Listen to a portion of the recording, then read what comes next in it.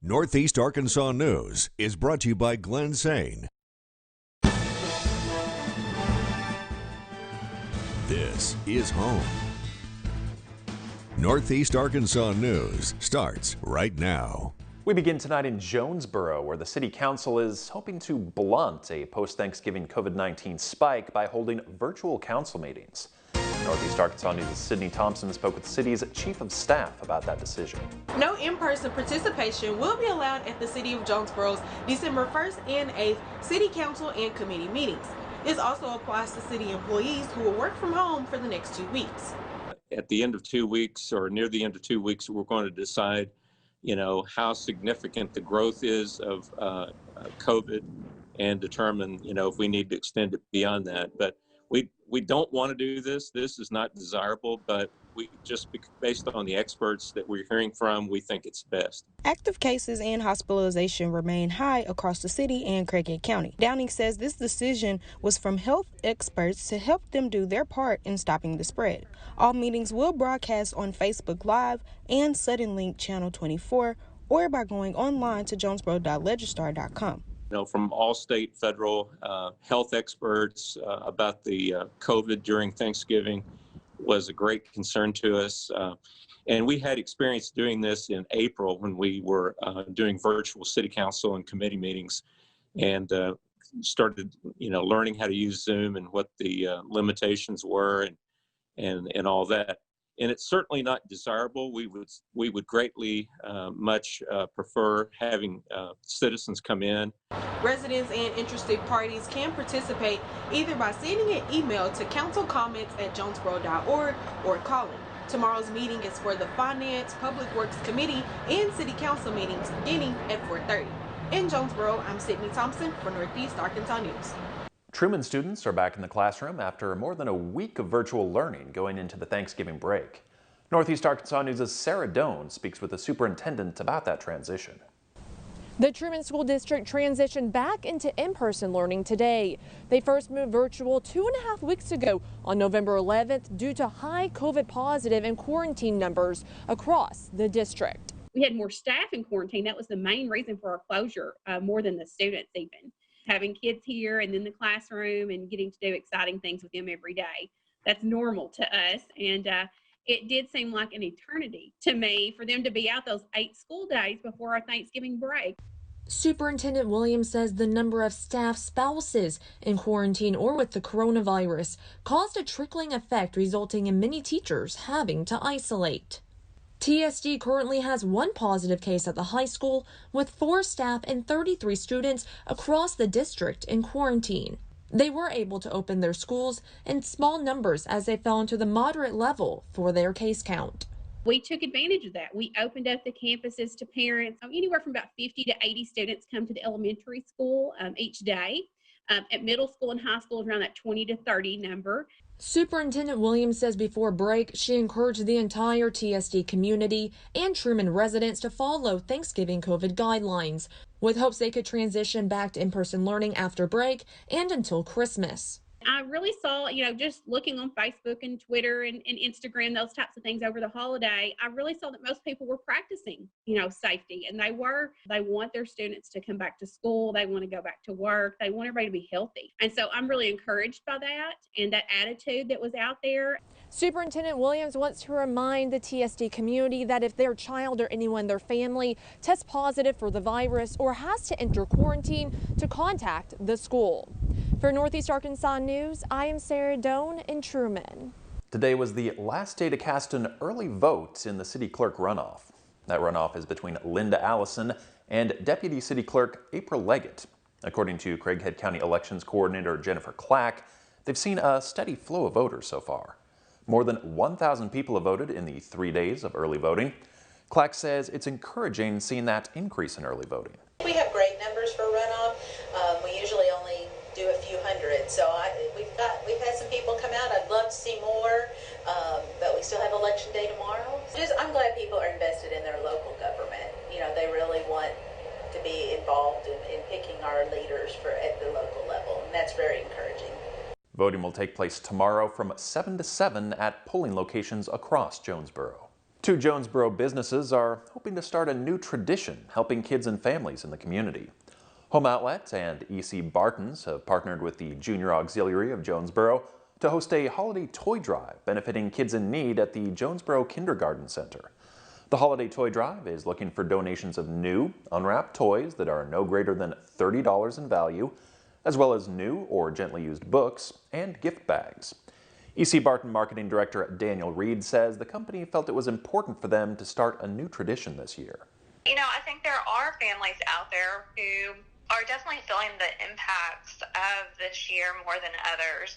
And to be able to give a gift to a child, to a family who otherwise would go without, it's just that type of joy is something we want to bring to someone who may not have that this year. The deadline to drop off donations will be Saturday, December 12th. More states certify their election results as President-elect Joe Biden and his team turn their focus to the economy, including announcing a key nomination for his cabinet. Ray Bogan reports. This concludes the official canvass of the November 3rd, 2020 general election. Arizona's top elected officials have certified their election results. It's the latest state to confirm Joe Biden's victory after legal challenges from President Trump. But the Biden-Harris transition team wasn't waiting. The president-elect and vice president-elect are receiving their first presidential daily briefing. They're also assembling their economic team, including nominating Janet Yellen for Treasury Secretary. Janet Yellen, sort of a centrist at Treasury, but there's a lot of positions remaining to be filled. Joe Biden has a lot of progressives that he has to satisfy. Yellen is receiving bipartisan praise.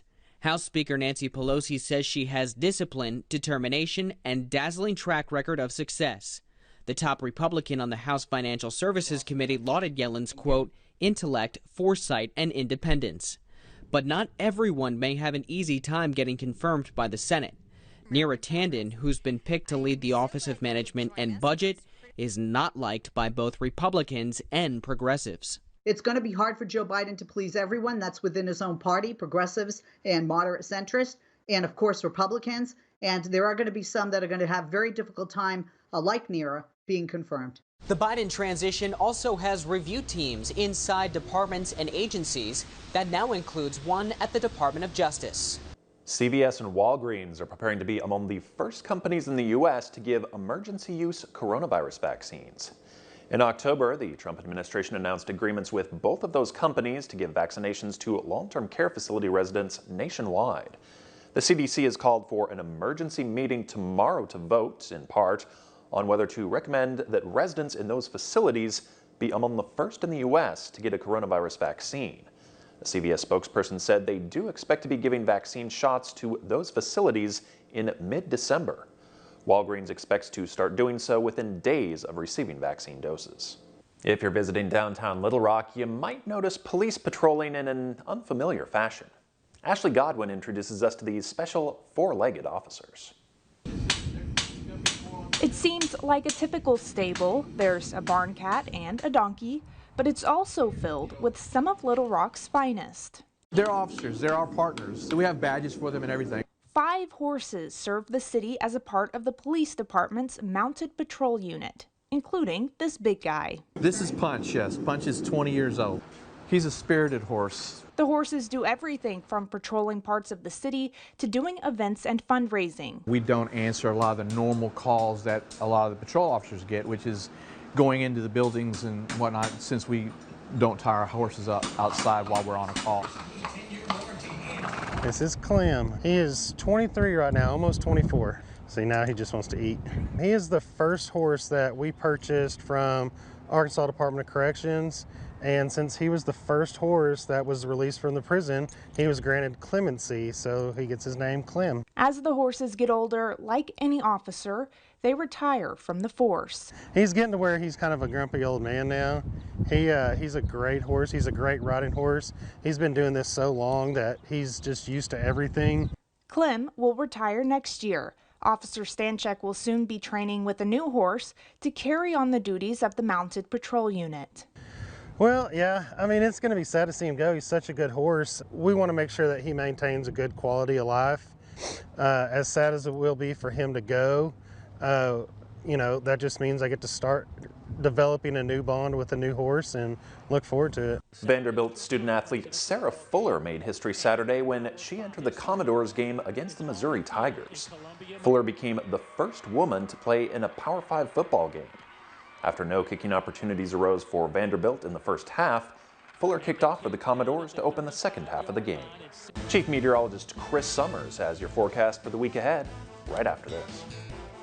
The all-new Northeast Arkansas News weather app. Download it today. Now, Northeast Arkansas weather. A cold and windy last day of November in Northeast Arkansas. Temperatures into the low to mid 40s. Those winds were a little gusty earlier today, and those were producing wind chills into the 20s as we woke up early Monday morning.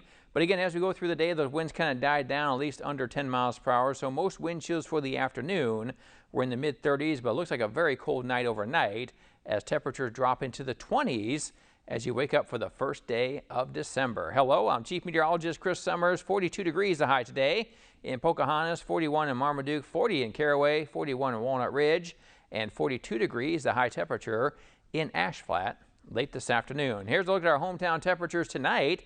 Yeah, we're already quickly falling back into the 30s and eventually into the 20s with those clear skies and calmer winds. So these overnight lows again down in the mid or low 20s across much of Northeast Arkansas. Even with a little bit of a wind under 5 miles per hour, still could produce a little bit of a wind chill out there, especially as you wake up early on Tuesday for the first day of December. December, that's for sure. Got a little burr in the area, especially as you wake up early tomorrow morning. So again, hour by hour, 25 at 7 o'clock in the morning. Should be a lot of sunshine throughout the day. We will eventually get the mid 40s by lunchtime, then upper 40s to near 50 as we head to Tuesday afternoon. Again, southwest winds not quite as gusty as they were for today. So mainly some dry weather moving in. Again, some cool weather, at least some chilly temperatures. Temperatures still a few degrees below normal for this time of year, but there's a little bit of a warmer, at least a warming trend being found off in Oklahoma and Texas. That may get us into the 50s on Wednesday, but that also brings in our next weather system that could bring some rain to the area and actually bring in some cooler temperatures as we end the work week. So let's take a look at our future radar. Again, first day of December looking pretty clear.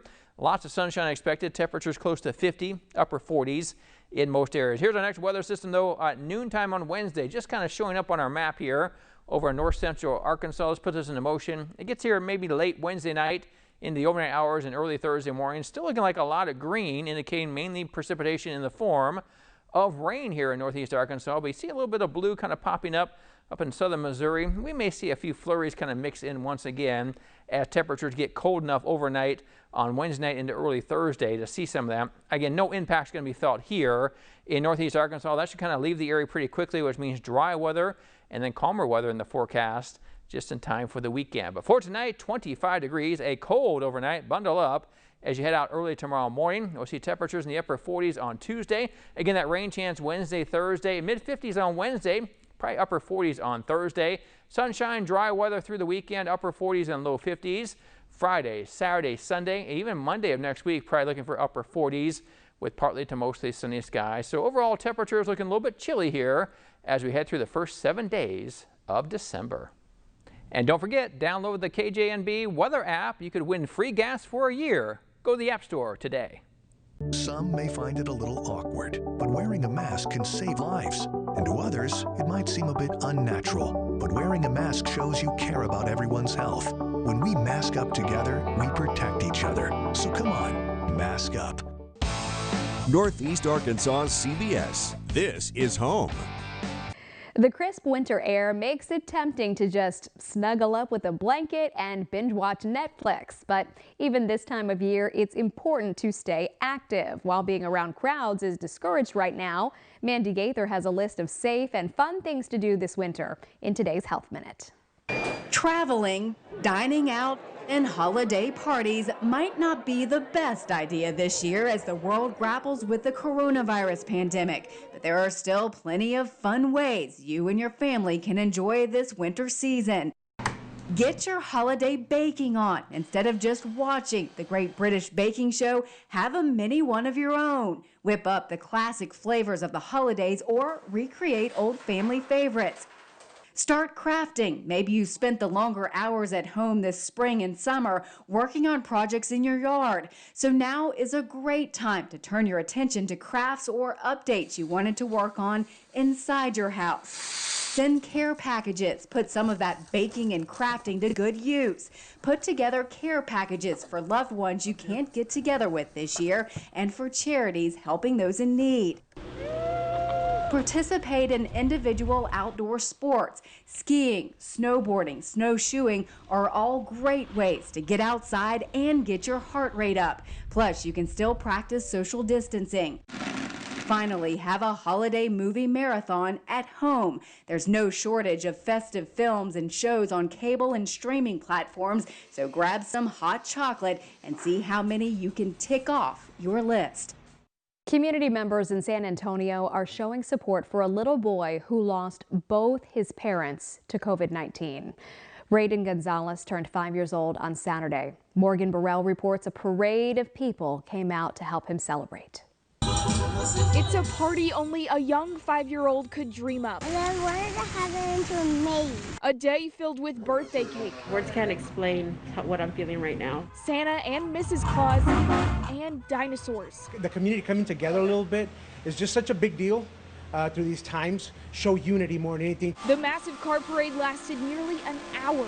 All of it for Raiden Gonzalez. There's other people that are coming, from other cities. The young boy's family has been torn apart by COVID-19. His parents, Adan and Mariah, gone after losing their battles to the virus just months apart. He says he wishes he had him back, as being adults, because right now he understands that they're angels now and they're protecting us and watching over us. Raiden's grandmother, Rosie, says as his parents watch from above, she's overwhelmed by the swell of support shown by the community today. He's received, so much, and, it's amazing how, it's like I tell him, all these people are doing this for you. And little Raiden is grateful for everyone who came by today, too. To those who stopped by to show him love, he says, "Thank you."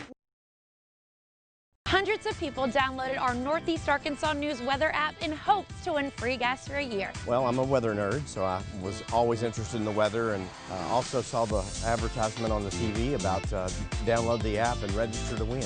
I'm super, super excited. Gas for a year, are you kidding me? Continue to watch KJNB and download our Northeast Arkansas News weather app, and you could be our next big winner. Who's the station that's giving you free gas for an entire year? KJNB. It's Cyber Monday, and the COVID-19 pandemic isn't keeping people from shopping in big numbers. So if you are shopping online today, you'll want to hear this. One expert is sharing the 5 things you should wait until next year to purchase. Here's Meredith Wood. Before you click buy, take a second look at your virtual shopping cart. Here are 5 things one expert says you should wait to buy next year to save the most. Number 1, mattresses. Nationally syndicated Tech Life columnist Jennifer Jolly says prices will be better next year. Historically, the deepest discounts arrive in February. So unless your mattress is completely destroyed and keeping you up at night, wait it out. Number 2, bedding and linens to go with that new mattress. That's because department stores usually have their annual sales in January and February. Number 3, outdoor gear. Many retailers have their biggest sales in May and September. So you'll have a wider array of discounted gear to choose from if you just hold off a couple more months. Number 4, jewelry and diamonds. She says November through February tends to be a popular time of year for couples to seal the deal, creating a high demand for rings, which leads to higher prices. The holidays are a super hot time to get engaged. Yes, even during a pandemic. So the biggest sales happen, like the biggest, deepest discounts on diamonds, diamond rings, engagement rings, and really all kinds of jewelry happen in March. And number 5, cars.